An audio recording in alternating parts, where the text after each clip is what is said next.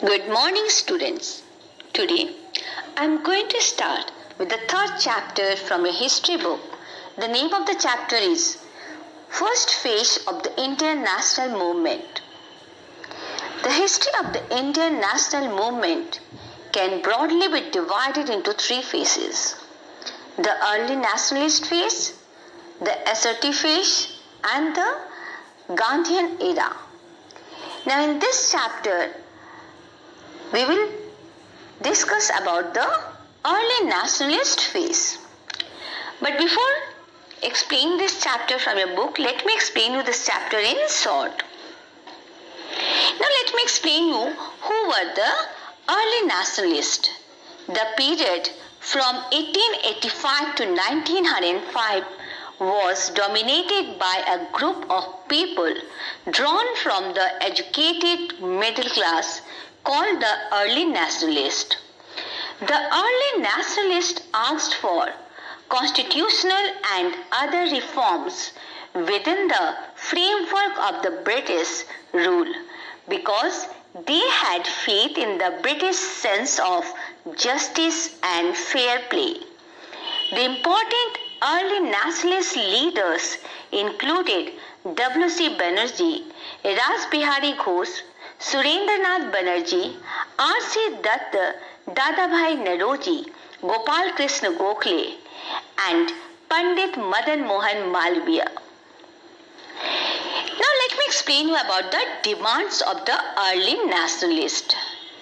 The early nationalists wanted to win freedom for the country through a gradual process, as they believed that India should gradually move towards democratic self-government. They demanded reduction in land revenue, protection of peasants. Peasants means they are the farmers. Development of banking and industrial growth through trade protection. In the administrative sphere, they demanded Indianization of services through simultaneous ICS examination in India and England, complete separation of the executive and the judiciary, and wider employment of the Indians in high grades. They defended their civil rights and demanded freedom of speech, press, and associations. So these were the demands of the early nationalists. Now let me explain you about the methods of the early nationalists. They relied on constitutional and peaceful methods and avoided violence and confrontations. They made use of 3 P's. These are the petitions, prayers, and protest to achieve their objectives. Achievements of the nationalists. What were the achievements of the early nationalists? These were: they aroused the feeling of one nation. They trained Indians in the art of political work. They exposed the true nature of the British rule in India.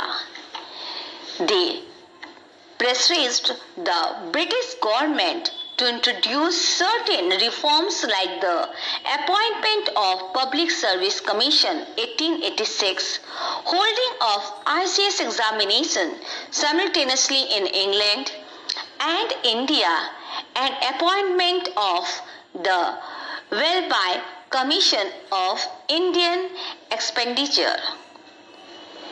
Now let me explain you about the British attitude towards the early nationalists. In the beginning, the British government looked upon the early nationalists with favor. Gradually, as the influence of the Congress increased, the British officials began to criticize the Congress and became indifferent to their demands. They condemned its leaders as disloyal babus. In 1890, the government employees were forbidden from participating in the Congress deliberations or attending its meetings. So in short, I explained this chapter. Now let me explain you about the prominent early nationalist leaders. The main prominent early nationalist leaders were the Dadabhai Naoroji, Gopal Krishna Gokhale and Surendranath Banerjee. Now first let me explain you about the Dadabhai Naoroji. Dadabhai Naoroji was popularly known as the Grand Old Man of India. He was looked upon as India's unofficial ambassador to England during his stay in England from 1855 to 1869 because he made England a center of his political activities and spared on no efforts in educating British public on Indian affairs. He was associated with the Indian National Congress right from the beginning. He was thrice elected as the President of the Congress in 1886, 1893 and 1906. He was the first Indian to become a member of the House of Commons. He was the first person to make the demand for Swaraj from the Congress platform at its Kolkata session in 1906. In 1865, he founded the London Indian Society in collaboration with W.C. Banerjee. He exposed the exploitative nature of the British rule in India by drawing the attention of the Indians towards the drain of wealth from India to Great Britain and resulting poverty of the Indians. He presented his drain theory in his book Poverty and Un-British Rule in India.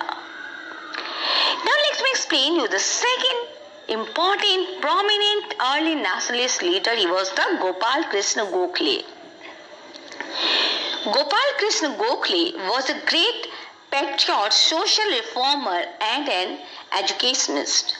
In 1905, he founded the Servants of India Society and went to England and South Africa to further the cause of India's struggle for freedom. He is regarded as the political guru of Mahatma Gandhi. Gopal persuaded Gandhiji to return to India and join Indian public life. Now next prominent leader was the Surendranath Banerjee. He was a nationalist leader, popular journalist and dedicated educationalist. He was the first Indian to qualify for the Indian Civil Service examination. He was elected to Bengal Legislative Council for 4 times. He fought against the wrong policies of the British. He founded the Indian Association in 1876. He convened the Indian National Conference in 1883.